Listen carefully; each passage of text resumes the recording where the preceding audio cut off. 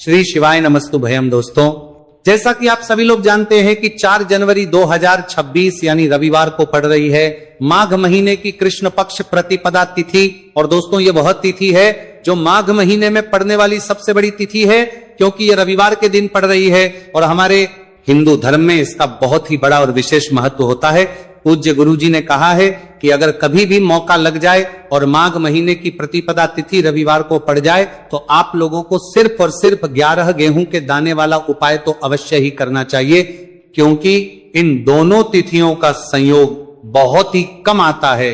इसी के साथ दोस्तों, गुरुजी ने कहा है कि जब भी माघ महीने की प्रतिपदा तिथि पड़े तो आप लोगों को सिर्फ और सिर्फ 11 गेहूं के दाने वाला उपाय तो अवश्य करना। यह उपाय इतना खास है कि अगर आपने सही मुहूर्त पर सही क्रिया अनुसार 11 गेहूं के दाने वाला उपाय कर लिया, जो प्राचीन काल के समय का महा उपाय है, तो मान के चलिए दोस्तों, महादेव जी के आशीर्वाद से आपके जीवन का कितना ही बड़ा दुख हो उससे आपको मुक्ति मिल जाएगी। आपकी कोई भी मनोकामना हो, मान लीजिए आप नौकरी की तैयारी कर रहे थे तो आपकी नौकरी लग जाएगी, आपका बंद पड़ा व्यापार चल पड़ेगा। और दोस्तों, आप जिस बीमारी से आप बहुत दिनों से परेशान थे उस बीमारी से आपको मुक्ति मिल जाएगी। आपके जीवन में धन आना शुरू हो जाएगा, आपके जीवन में धन आने के नए नए रास्ते खुल जाएंगे। और मान के चलिए दोस्तों, फिर आपको किसी भी प्रकार की परेशानी का सामना नहीं करना पड़ेगा। इसीलिए दोस्तों, 4 जनवरी रविवार के दिन आप लोगों को इस वाले उपाय को जरूर कर लेना है। भले ही आपने पूरे साल भर इस उपाय को ना किया हो, पर अगर आपने इस माघ महीने में पड़ने वाली प्रतिपदा तिथि के दिन अगर इस वाले उपाय को कर लिया तो आपको इस उपाय को करने का वो फल मिलेगा जिसकी आपने कभी भी नहीं करी होगी। इसीलिए आप लोग इस गेहूं वाले उपाय को एक बार जरूर कर लेना, ताकि आप लोगों के हाथ से यह मौका ना जा सके और आपको इस उपाय को करने का फल मिल सके। दोस्तों, यह उपाय पंडित जी ने अपनी अभी की ही शिव महापुराण की कथा में बताया है, जो इस उपाय को आज हम आपको बहुत अच्छे से समझाने वाले हैं। इस वीडियो को देखने के बाद इस उपाय को समझने के लिए आपको कोई और वीडियो को देखने की जरूरत नहीं पड़ेगी। तो दोस्तों, इस उपाय को आपको कैसे करना है, कब करना है, कहां पर करना, और उपाय को करते समय आपको किन किन गलतियों को नहीं करना है और आपको किन किन बातों का ध्यान रखना है, यह सारी जानकारी हम आपको इस वीडियो में देंगे। तो चलिए भक्तों, उपायों को शुरू करते हैं। अगर आप भी चाहते हैं कि महादेव जी का आशीर्वाद आप पर सदैव बना रहे तो वीडियो को लाइक करें, चैनल को सब्सक्राइब करें और कमेंट बॉक्स में हर हर महादेव जरूर लिखें। और अपने फायदे के लिए, गरीबी दूर करने के लिए इस वीडियो को पूरा देख कर जाना। यदि आज आपने वीडियो को बीच बीच में से देखा, काट काट कर देखा, तो जीवन में आपको कभी सफलता हासिल भी नहीं होगी। दोस्तों, ये 4 जनवरी रविवार प्रतिपदा तिथि का दिन ये इतना खास होता है, इतना महत्वपूर्ण होता है। देखा गया है कभी कभी बड़े बड़े पूजा पाठ अनुष्ठान से जो मनोकामना पूर्ण नहीं होते, वो 4 जनवरी रविवार के दिन एक छोटे से उपाय करने से ही आपकी मनोकामना पूर्ण हो जाती है। अब हम समझते हैं इस वाले उपाय को हमें करना किस समय है। इस 11 गेहूं के दाने वाले उपाय को हमें माघ महीने के रविवार के दिन करना किस समय है। तो देखिए, इस उपाय को करने का जो समय है वो सुबह का समय है और शाम का समय है। अब देखिए, यहां पर हम मुख्य रूप से सुबह का समय नहीं बोलेंगे, क्योंकि 4 जनवरी रविवार प्रतिपदा तिथि का दिन है और इस दिन प्रदोष काल के समय का बहुत महत्व होता है। बाकी अगर सुबह के समय भी करेंगे तो भी अच्छा होगा, उसमें कोई भी दिक्कत वाली बात नहीं है। तो चलिए जानते हैं इस विशेष उपाय के बारे में। लेकिन उससे पहले एक प्रार्थना, अगर आप इस चैनल पर नए हैं तो आप इस वीडियो को लाइक करें, चैनल को सब्सक्राइब करें और कमेंट बॉक्स में आप अपनी राशि या अपना नाम जरूर डाल दें, क्योंकि हम राशि से भाग्य भी बताते हैं और भाग्य में चल रही परेशानियों को दूर करने के लिए वह आसान से आसान उपाय भी बताते हैं। तो चलिए अब हम अपने सबसे पहले उपाय की बात कर लेते हैं। देखो, गुरुजी ने कहा है कि अगर रविवार के दिन प्रतिपदा तिथि पड़ जाए तो इस दिन आपको 11 गेहूं के दाने वाला उपाय तो अवश्य ही करना चाहिए। देखो, ये उपाय यदि आपके जीवन में कर्जा बहुत अधिक है, आपके जीवन में संकट बहुत अधिक रहते हैं, आपके ऊपर बहुत अधिक विपदा आ रही है, बार बार आपको अपने व्यापार में और अपने धन में हानि देखने को मिल रही है कि आपको प्रत्येक कार्य में हानि हो रही है, तो आपको ये उपाय करना चाहिए। देखिए, इस उपाय के लिए आपको 11 गेहूं के दाने आपको लेने हैं। ठीक है, 11 दाने लेने के बाद में आपको जरूरत होगी चावल के दानों की। 11 चावल के दाने और 11 गेहूं के दाने, और चावल के दाने खंडित नहीं होने चाहिए। अब आप कहोगे भैया गेहूं कहां से लेने हैं। देखो, आपको किसी भी किराना स्टोर पर गेहूं के दाने आपको आसानी से मिल जाएंगे, जाकर ले लेना। ठीक है ना। 11 गेहूं 11 चावल के दाने लेने हैं। साथ ही साथ आपको एक तांबे का लोटा है और उस तांबे के लोटे में आपको जल भरना है। जल आपका खुद के घर का होना चाहिए, मंदिर का नहीं होगा। अब आप ये सब सामग्री लेकर पहुंच जाओगे महादेव के शिवलिंग के पास में शाम के टाइम पे। प्रदोष काल में देखो, जब आप ये उपाय कर रहे हो तो अपना फेस रखना उत्तर दिशा, नॉर्थ डायरेक्शन की तरफ। अब यहां पर जो मैं आपको क्रम बताने जा रहा हूं ना, उस मेरे क्रम को बहुत ध्यान से सुनिए। महादेव को अगर कोई सबसे प्रिय है ना, तो उनकी सबसे छोटी पुत्री जिनका नाम है माता अशोक सुंदरी, जो आपके पास में चावल 11 दाने हैं ना, उन चावल के 11 दानों को माता अशोक सुंदरी के स्थान पर आपको अपना नाम और गोत्र बोलते हुए समर्पित कर देने हैं, है ना। और चावल के दानों को रखने के बाद में जो आपके पास में तांबे का लोटा है ना, उस तांबे के लोटे को कहीं पे भी हम जल नहीं चढ़ेंगे, सिर्फ और सिर्फ माता पार्वती का जो हस्तकमल आपको दिख रहा है यहीं पे गोल गोल आपको समर्पित करना है, उसी जल को, और कहीं नहीं। ना तो माता अशोक सुंदरी के स्थान पर, ना तो शिवलिंग के ऊपर, सिर्फ आपको यहां पे गोल गोल जलाधारी पर आपको उस जल को समर्पित करना है। अब आपके पास में बचे हुए हैं 11 गेहूं के दाने, और बचे हैं उन्हीं 11 गेहूं के दाने को आपको अपनी मनोकामना, अपने विशेष कहते हुए महादेव के शिवलिंग के ऊपर अगर आप प्रतिपदा तिथि के दिन प्रदोष काल में समर्पित कर देते हैं, तो आपकी जो भी मनोकामनाएं होंगी, जो भी विश होंगी, महादेव पूरी जरूर करते हैं। अन्न को समर्पण करने से, उस खासकर गेहूं को समर्पण करने से हमारी इच्छाएं पूरी होती हैं। और अगर वह दिन रविवार प्रतिपदा तिथि का दिन हो, तब तो इससे सुंदर संयोग कुछ भी नहीं हो सकता। आपकी इच्छाओं को पूरा करने के लिए स्पेशल बहुत प्यारा सा उपाय आप सभी को जरूर करना है। ध्यान में रखिएगा, ये उपाय प्रदोष काल में करना है। देखो, गुरुजी ने कहा है भगवान शिव के शिवलिंग पर 33 कोटि देवी देवताओं का वास होता है। अगर हम शिवलिंग के सामने कुछ भी उपाय करते हैं तो हमारे सभी देवी देवता हमसे खुश हो जाते हैं। ये उपाय आपको अवश्य करना है। देखो, सुबह के टाइम नहीं कर सकते, ठीक है। अब बात करते हैं अगले उपाय की। देखो, इस उपाय के लिए आपको लेना है एक गोलबाती का दीपक। आप चाहे तो मिट्टी का ले सकते हैं, या फिर घर से शुद्ध आटा मढ़कर उसका दीपक आप तैयार कर सकते हैं। इसके बाद आपको लेना है शुद्ध गाय का घी। अगर वो नहीं है तो कोई भी देसी घी इस्तेमाल कर सकते हैं, जिससे आपको दीपक प्रज्वलित करना है। देखो, अब ये सब सामग्री लेकर आपको जाना है प्रदोष काल में आपके घर पर तुलसी जी के घेरे के पास में। देखो, ये उपाय तो आपको अवश्य करना है। देखो, वहां पहुंचकर सबसे पहले वो दीपक आपको प्रज्वलित कर देना है और का 11 बार जाप करना है।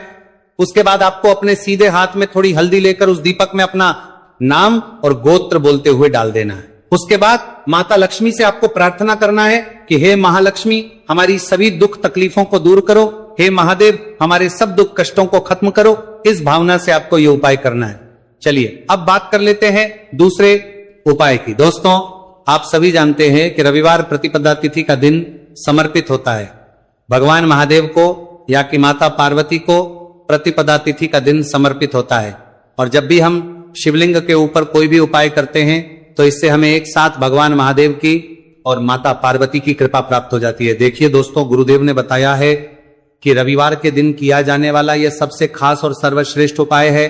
7 चने की दाल लेनी है। देखिए, आप 7 चने की दाल भी ले सकते हैं, या फिर 11 भी ले सकते हैं, 21 या फिर 108 चने की दाल ले सकते हैं। यदि आप 21 चने की दाल लेते हैं तो यह आपके उपाय के लिए अत्यधिक सर्वोत्तम होता है। तो इस प्रकार से आप कम से कम 7 चने की दाल ले सकते हैं, और अधिक से अधिक आप 108 चने की दाल ले सकते हैं। अब देखिए, इसी के साथ में आपको मात्र 1 लोटा शुद्ध जल लेना होगा तांबे के पात्र के अंदर अपने ही घर से, और साथ ही में आपको मात्र 1 से 2 गू के टुकड़े भी लेने हैं। देखिए, रविवार प्रतिपदा तिथि का दिन भगवान महादेव को होता है।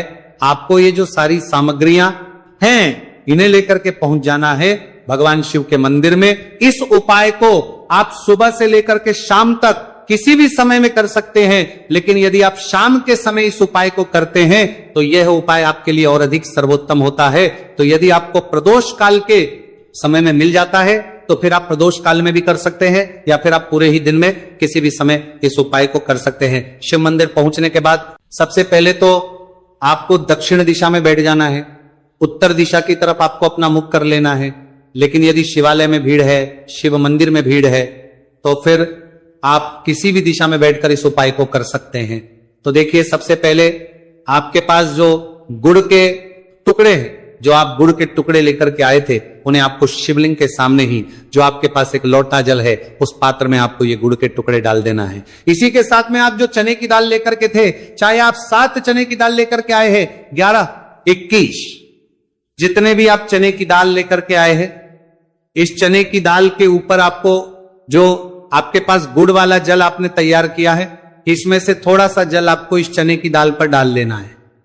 अब देखिए आपके पास जो गुड़ वाला जल है, इसमें से सबसे पहले थोड़ा सा जल आपको श्री गणेश जी वाले स्थान पर समर्पित कर देना है। श्री शिवाय नमस्तुभयम इस मंत्र का जाप करते हुए फिर थोड़ा सा जल आपको श्री कार्तिकेय जी वाले स्थान पर समर्पित करना है। श्री शिवाय नमस्तुभयम इस मंत्र का जाप करते हुए फिर थोड़ा सा जल आपको माता अशोक सुंदरी वाले स्थान पर भी समर्पित करना है। श्री शिवाय नमस्तुभयम इस मंत्र का जाप करते हुए फिर थोड़ा सा जल आपको माता पार्वती के हस्त कमल पर समर्पित करना है और आपको श्री शिवाय नमस्तुभयम इस मंत्र का जाप कर लेना है। अब देखिए दोस्तों, आपके पास जो सा जल और शेष बचेगा, इसमें से आपको केवल थोड़ा सा जल शिवलिंग पर अर्पित कर देना है और अंत में आपको उस पात्र में थोड़ा सा जल और शेष बचाना है।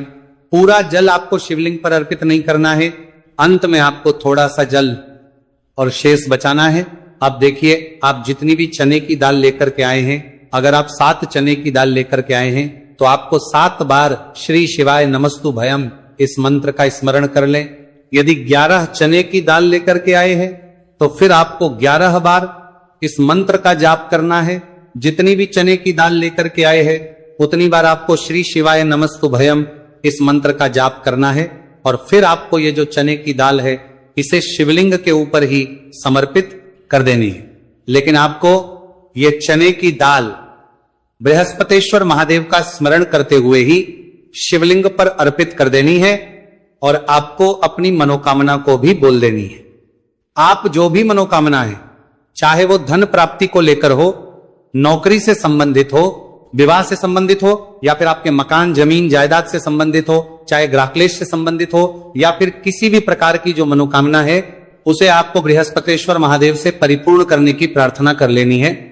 और इसके बाद आपके पास जो पात्र के अंदर थोड़ा सा से जल और बचा हुआ था, इसे भी आपको धीरे धीरे भगवान शिव की पर ही अर्पित कर देना होगा। श्री शिवाय नमस्तुभयम इस मंत्र का जाप करते हुए पूज्य गुरु जी कहते हैं कि माघ महीने का रविवार प्रतिपदा तिथि को जो भी व्यक्ति इस प्रकार से ये चमत्कारिक उपाय कर लेता है तो उसकी जो मनोकामना है वो भगवान लक्ष्मी नारायण की कृपा से तथा महादेव की कृपा से बहुत ही जल्द परिपूर्ण हो जाती है। बात करते हैं अगले उपाय की। देखो, इस उपाय के लिए आपको मात्र 2 लौंग लेनी होगी या कि आपको लौंग का जोड़ा लेना है। 2 फूल वाली आपको लौंग लेनी है। लौंग का जोड़ा कहीं से भी खंडित नहीं होना चाहिए, इस बात का ध्यान रखें। इसी के साथ में आपको लेना होगा लाल चंदन का पाउडर। देखिए, यदि आपके पास लाल चंदन की लकड़ी है तो उसे घिसकर भी आप चंदन के रूप में प्रयोग कर सकते हैं। यदि पाउडर है तो उसका भी आप अपने उपाय के लिए प्रयोग कर सकते हैं। देखिए, चंदन जो है वो तेज का प्रतीक माना गया है और साथ ही साथ जीवन के अंधकार को दूर करने का प्रतीक माना गया है। अब इसी के साथ में आपको मात्र एक तांबे के पात्र के अंदर शुद्ध जल लेना होगा अपने घर से। अब दोस्तों, ये तीनों सामग्री लेकर के सीधे आपको पहुंच जाना होगा भगवान शिव के मंदिर में। देखिए, इसी के साथ में आपको एक गोलबाती का दीपक भी लेना होगा। दीपक आप मिट्टी का भी ले सकते हैं, शुद्ध आटा मढ़कर उसका भी तैयार कर सकते हैं, और दीपक में आप शुद्ध घी का प्रयोग करना है।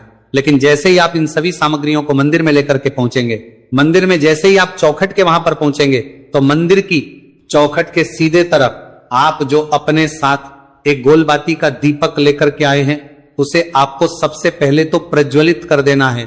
यानी कि जैसे ही आप मंदिर की चौखट के वहां पर प्रवेश करते हैं तो उसके सीधे तरफ आपको ये गोलबाती का दीपक प्रज्वलित कर देना है।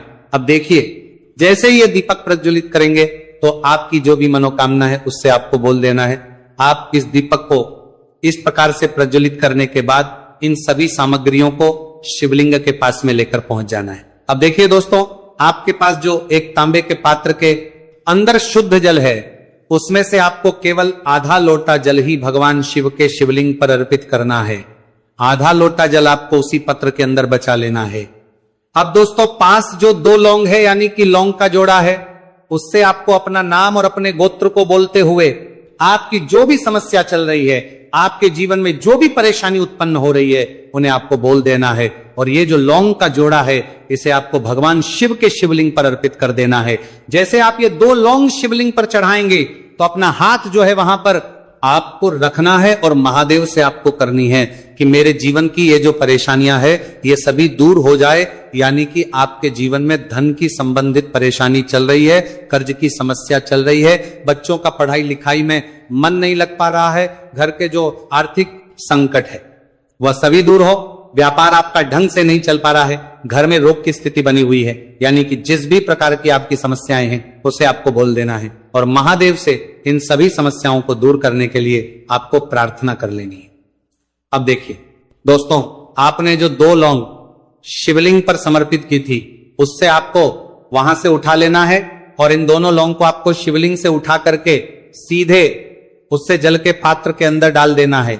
यानी कि अपने आधा लोटा जल और बचाया हुआ था उसी के अंदर आपको ये 2 लौंग डाल देनी है और साथ में आप जो लाल चंदन ले आए थे उस लाल चंदन को भी आपको उसी पात्र के अंदर डाल देना है। यानी कि आधा लोटा जल और बचा हुआ है तो उसी आधे लोटे जल के अंदर आपको ये लाल चंदन भी डाल देना है। अब देखिए इस आधे लोटे जल में है जिसमें अपने 2 लौंग डाली है, लाल चंदन डाला है, उसे सीधे लेकर के आपको पहुंचना है बेलपत्र के वृक्ष के।